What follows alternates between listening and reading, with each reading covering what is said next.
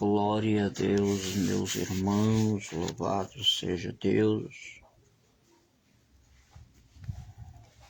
Trazer aqui uma palavra de Deus sobre a Bíblia Sagrada. Bíblia é a coleção de livros primeiros escritos da Bíblia foram em pedras, depois papiro feitos de folhas do rio Nilo, depois pergaminhos nos séculos 3 ou 4 depois de Cristo. Eram deixados numa espécie de cal para que ficassem brancos, servindo de papel. Mediam 7 metros de comprimento, quando costurados chegavam a 20 metros. Em alguns momentos foram fontes orais. Na antiguidade se passava de boca a boca. Tem um versículo aqui em Êxodo 10. Eu vou ler esse versículo, vamos ver o que ele nos diz. Êxodo 10, versículo de número 2. Diz assim: E para que contes a teus filhos e aos filhos dos teus filhos, como zombei dos egípcios, e quantos prodígios fiz no meio deles, e para que saibais que eu sou o Senhor. Então aqui mostra como era de boca a boca, falando de pais para filhos. As tábuas de pedras de Êxodo 24, 12, nós vamos ver aqui. Êxodo 24, 12. Então disse o Senhor a Moisés: sobe a mim ao monte e fica lá, dar-te-ei tábuas de pedras, e a lei e os mandamentos que escrevi para ensinar-te. Então, mais uma fonte, que eram as tábuas de pedras, escritas as primeiras pelo próprio Deus. Depois Moisés quebrou as tábuas da lei no momento de fúria contra os idólatras e fez novas tábuas de pedras e subiu para conversar com o Senhor, e ele escreveu as segundas tábuas da lei. No Salmo 40, versículo 7, fala dizendo assim: eis que venho, no rolo do livro está escrito de mim. Se refere ao Senhor Jesus. Temos uma referência aqui em Jeremias 36, versículo 2. Eu vou ler essa referência aqui, Jeremias 36, versículo 2, sobre a Bíblia Sagrada. E nós temos que ter o conhecimento de onde ela vem e como surgiu. Todos os escritos. Jeremias 36, versículo de número 2. E toma um rolo e escreve nele todas as palavras que te falei contra Israel, contra Judá e contra todas as nações, desde o dia em que te falei, desde os dias de Josias até hoje. Então, Jeremias aqui, a palavra do Senhor veio a ele para que ele escrevesse as palavras do Senhor para falar a todo Israel e Judá. E nós vamos ver também a Bíblia, a palavra Bíblia, cidade de Biblos, na Fenícia, famosa pela exportação de papiros, deu origem à palavra Bíblia. Desta surgiu Biblon, né, que é Bíblia, livros, Biblon, livros, mais tarde Bíblia, os livros por excelência. Então, aqui as palavras que vão dar origem ao próprio nome Bíblia é Biblos, uma cidade da Fenícia, e houve o surgimento, o aperfeiçoamento, biblões, que são livros, e aqui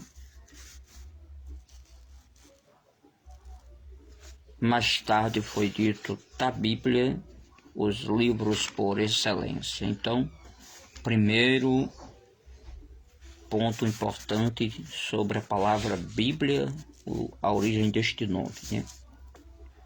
Começando assim na Fenícia. No latim, nome feminino singular Bíblia era o plural do grego, até chegar às nossas línguas.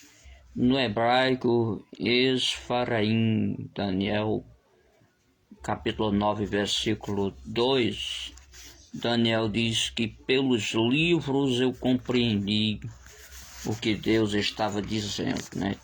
Havia uns livros e através desses livros as profecias eram compreendidas por Daniel. Nós vemos aqui no século II os cristãos usam Bíblia como escrituras sagradas. Os manuscritos hebraicos do Velho Testamento, de 100 a 150 a.C., foram encontrados nas cavernas de Qumran, próximo ao lado oeste do Mar Morto. 1947, um pastor jovem árabe, Mohammed Ad-Dib, manuscritos gregos no Novo Testamento são da era cristã. Manuscritos do Velho Testamento, traduzidos do hebraico, cerca de 277 a.C., também datados do século IV, outros escritos siríacos, latins e alemãos e outros idiomas de diversas datas que estão na parte da história da Bíblia, onde vai mostrando o progresso até chegar onde nós estamos hoje. Para escrever, os escribas falavam em alta voz, né? Escribas era uma espécie de gente que tinha uma religiosidade por escrever determinadas coisas, mas principalmente na religião, nos termos dos judeus, dos hebreus, eles escreviam as coisas sagradas, né? Então, primeiro eles falavam, depois eles escreviam. Eles falavam em alta voz, para não ter dúvida de nenhuma letra. Eles limpavam as canetas, que naquela época era uma espécie de pena, né, com tinta, mas eles limpavam para escrever o nome de Deus, né? E eles banhavam o corpo inteiro antes de escrever o nome de Jeová. Eles tinham um zelo, uma reverência por tudo que era sagrado, né? Todos os escritores tinham em todo o tempo reverência com os livros, né? São aproximadamente 40 autores da Bíblia e nós sabemos que todos eles tinham reverência com os livros, né? Há um outro estudo sobre a Bíblia que diz que havia um ritual para se pegar sobre a Bíblia, pegar a Bíblia para haver o pronunciamento dela, né? Os antigos rabinos judeus. Judeus rabinos diziam aos anciãos mais jovens,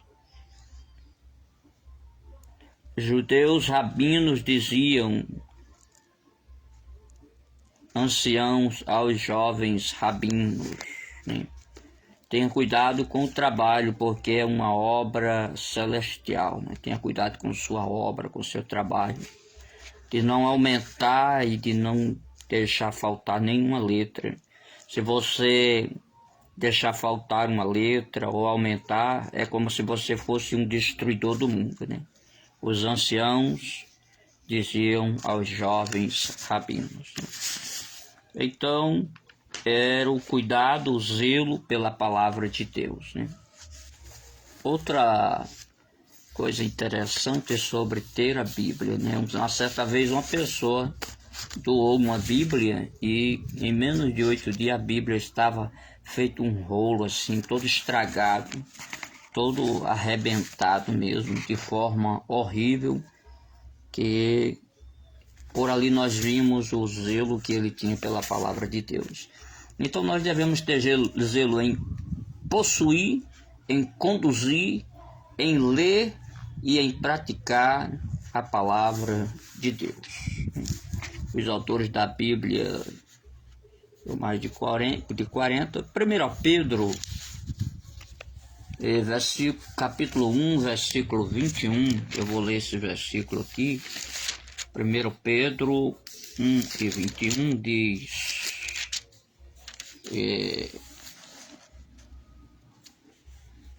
que por meio deles, tendo fé em Deus, o qual o ressuscitou. 2 Pedro, consertando aqui, 2 Pedro 1 e 21. 2 Pedro, corrigindo aqui essa informação. 2 Pedro 1, 21 diz: porque nunca jamais qualquer profecia foi dada por vontade humana.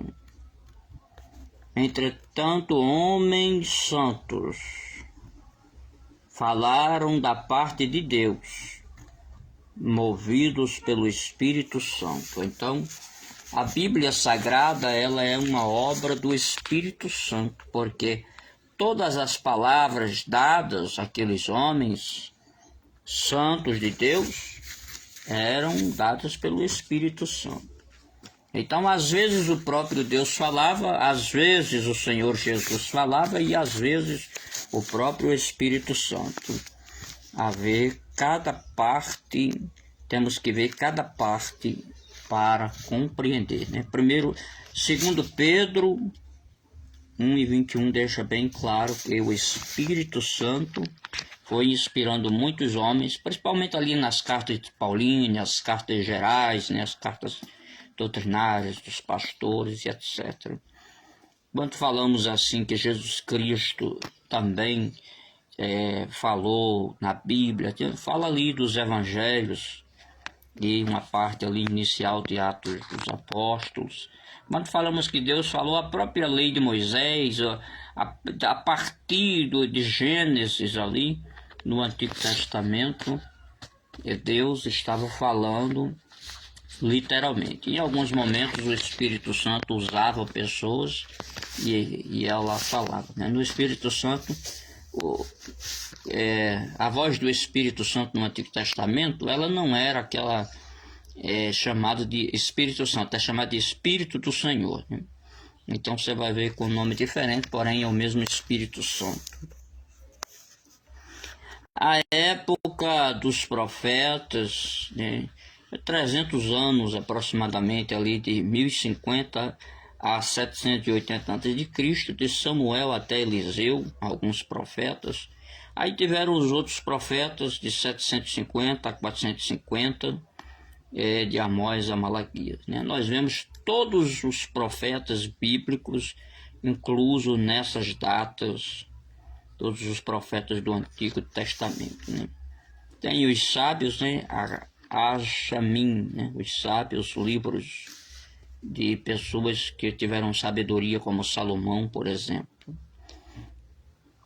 Várias versões da Bíblia, né? A versão inglesa de João Wycliffe, né? Primeiro protestante falando as verdades bíblicas contra Roma, 1383. Wycliffe defendeu o direito de cada homem ler a Bíblia. Isso Roma não queria, né? Houve uma época em que eles mandavam tomar a Bíblia, se alguém tivesse uma Bíblia. Mandaram queimar muitos livros para que não houvesse provas do cristianismo, da voz de Deus, da obra do Espírito Santo, da obra do Senhor Jesus Cristo. Naquele tempo que o Wycliffe traduzia, uma Bíblia chegou a custar $100, mais de R$ 500 aproximadamente, e eles levavam até 10 meses para copiar um exemplar da Bíblia. Wycliffe passou-se para o Senhor, morreu em sua cama, na sua casa, provavelmente, 40 anos depois de ter traduzido a Bíblia, uma versão em inglês. Ele era inglês. Por ordem do Papa, seu túmulo foi aberto, o caixão tirado e com o esqueleto queimado publicamente. As suas cinzas foram atiradas no rio Suif. Veja que maldade, né? Aqui nós vemos como era feita a maldade em relação à palavra de Deus. Eles tinham um ódio tão grande que queimavam os cristãos até depois de morto, né? Mas um certo pregador cristão disse que as cinzas jogadas nos rios e levadas para muitos lugares é como símbolo da doutrina que agora está espalhada no mundo. Provavelmente o Papa que fez isto foi o Papa Clemente VIII, né? Que a data deles ainda não estou com essa data, mas eu encontrando aqui eu passo para os irmãos. Nós vemos que era necessário que nós dessemos mais valor à palavra de Deus. Homens como os cristãos antigos sofreram muito sofrimento pela obra de Deus. Até para se ler, para se escrever, para se traduzir a Bíblia, era grande o sofrimento. Nós vemos aqui que João Ferreira de Almeida traduziu o Novo Testamento em 1680. Foi publicado em Amsterdã, na Holanda. Alguns dizem que ele tinha apenas 17 anos quando fez esse trabalho. Grandíssimo trabalho. João Ferreira de Almeida traduziu também quase todo o Antigo Testamento, né? De Gênesis até Ezequiel 18 e versículo 21. Outros missionários em grupo completaram a tradução. Foi publicado em 1753 na nossa língua, né, em português. A divisão dos livros da Bíblia em capítulos, versículos e parágrafos. O Velho Testamento ele tem 39 livros, o Novo Testamento tem 27, a Bíblia tem 66 livros. Observamos assim que a divisão em capítulos 1250 foi dividida a Bíblia em capítulos pelo cardeal Hugo. Os versículos em 1560, em Genebra, apareceu já uma Bíblia com versículos, né? Um grupo de reformadores fez esta divisão. A primeira Bíblia sem os apócrifos foi esta lá de Genebra. Tem os parágrafos em 1885, uma revisão autorizada da versão inglesa.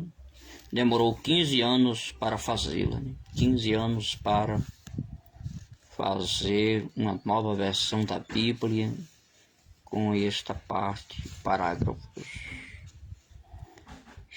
Cerca de 100 homens ingleses e americanos eruditos fizeram esta obra. O cânon, né, do grego kané, método ou regra. Gálatas capítulo 6 e versículo 16 nos dá uma orientação de como veio a ser essa questão do cânon, né? O cânon. E todos quanto andarem de conformidade com esta regra, paz e misericórdia sejam sobre eles e sobre Israel de Deus, né? Então a palavra regras aqui aparece como sendo cânon, uma forma de organizar a Bíblia. Atanásio de Alexandria, 300 anos depois de Cristo, aplicou esta palavra cânon ao catálogo de livros inspirados da Bíblia. Esdras e companheiros, a grande sinagoga, 400 anos depois de Cristo, dividiram em 3, né? Lei, profetas e salmos, né? Uma forma de divisão da Bíblia. A nossa Bíblia, o Velho Testamento, tem 5 divisões, 39 livros. A lei, os livros da lei, os poéticos, os profetas maiores e os profetas menores, que estão as divisões do Velho Testamento da nossa Bíblia. No Novo Testamento, 27 livros, 4 divisões: históricos, evangélicos, doutrinários e epístolas, né? Aí nós vamos ver aqui um livro profético, né? Os históricos nós vamos ver que as epístolas são gerais e paulinhas, né? Dando também a entender que essa é uma forma de nós vermos a Bíblia nos dias de hoje. Para fazer um cânon era preciso livros, né? Existirem livros, serem vários livros de caráter semelhante, ter uma religião comum, ter uma nação, ter uma literatura sagrada nacional, um sistema de fé e conduta nacional e um idioma comum e a prática de escrever. Então, são 8 requisitos para se realizar um cânon, né? Para preparar um cânon. Nós vemos que a cada 7 anos a lei do Senhor era lida, né? Está lá em Deuteronômio, capítulo 9, Deuteronômio, capítulo 31, versículo 9 ao 11. Né? Eu vou ver essa referência aqui, vou confirmar ela para nós, para andarmos de acordo com as Escrituras. Né? 31, 9 ao 11, nós vemos que a palavra de Deus era lida a cada 7 anos. Diz assim: escreveu Moisés e deu aos sacerdotes filhos de Levi que levavam a arca da aliança e todos os anciãos de Israel. Ordenou-lhes Moisés, dizendo: ao fim de cada 7 anos, precisamente no ano da remissão, na festa dos tabernáculos, quando todo Israel vier a comparecer perante o Senhor teu Deus, no lugar que escolher, lerás esta lei diante de todo o Israel. Então a palavra era lida a cada 7 anos. O Senhor Deus disse a Josué para que ele meditasse na palavra, né? Meditasse no livro da lei. Josué 1:8, não cesses de falar deste livro da lei. Primeiro ele fala, né? Medita nele de dia e de noite, para que tenhas cuidado de fazer, terceira coisa que era necessário fazer, segundo tudo quanto nele está escrito. Então farás prosperar o teu caminho e serás bem-sucedido. Assim está a orientação de Deus para Josué em relação à palavra do Senhor. Nós também devemos ter cuidado de falar, meditar, fazer o que está na palavra de Deus, né? Falar hoje é o ir e pregar o evangelho a toda criatura, né? Meditar em toda a palavra de Gênesis ao Apocalipse, a palavra de Deus, e fazer, né? Ser praticante. Tiago diz que nós não podemos nos enganar com falso discurso, apenas ouvindo ou até mesmo falando, mas não praticando. Nós temos que praticar esta palavra, né? A Bíblia diz que foi dado a Ezequiel a comer o livro, né? Ezequiel, capítulo 3, versículo de número 1 ao 3. Olhando aqui dentro das Escrituras para nós sabermos literalmente o que Deus fala conosco. Ezequiel, capítulo 3, versículos 1 ao 3. Ainda me disse: filho do homem, como o que achares, come este rolo, vai e fala à casa de Israel. Então abri a boca e ele me deu a comer o rolo. E me disse: filho do homem, dá de comer o teu ventre, e enche as tuas entranhas deste rolo que eu te dou. Eu comi, e na minha boca era doce como mel. Está a palavra do Senhor. Lá no Apocalipse também fala sobre a palavra de Deus. Nós vamos ver aqui Apocalipse capítulo 1, diz assim, Apocalipse 1 e 3, bem-aventurado aqueles que leem e aqueles que ouvem as palavras da profecia e guardam as coisas nelas escritas, pois o tempo está próximo. Falando sobre toda a palavra de Deus, nós aplicamos assim, porém se refere aqui ao Apocalipse em parte, porque o Apocalipse é considerado o último livro da Bíblia profético e que vem falando em linguagem escatológica, uma linguagem que fala das últimas coisas. Apocalipse capítulo de número 10, versículo de número 9 e 10 diz assim: fui, pois, ao anjo dizendo que me desse o livro, o livrinho. Então me falou: toma e devora-o, certamente ele será amargo ao teu estômago, mas a tua boca doce como mel. Tomei o livrinho da mão do anjo e o devorei, e na minha boca era doce como mel. Quando, porém, eu comi, o estômago ficou amargo. Então, a palavra do Senhor, ela tem um sabor para a nossa vida. Dependendo do que nós vivemos, dependendo do que passamos, ela tem um sabor diferente. Esta é uma breve palavra, um resumo. Esse material que eu extraí da própria Bíblia e de apostilas de estudo de bacharel em teologia. E vemos assim que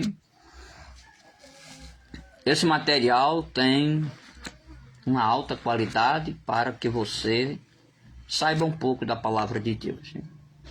Já me falaram, já me perguntaram, e eu trouxe aqui em resumo alguma coisa sobre a palavra de Deus. E você que for perguntado, você pode colocar esse vídeo para alguém assistir sobre a origem da Bíblia, sobre a sua formação, até ela chegar a nossas mãos. Que Deus abençoe a todos em nome do Senhor Jesus.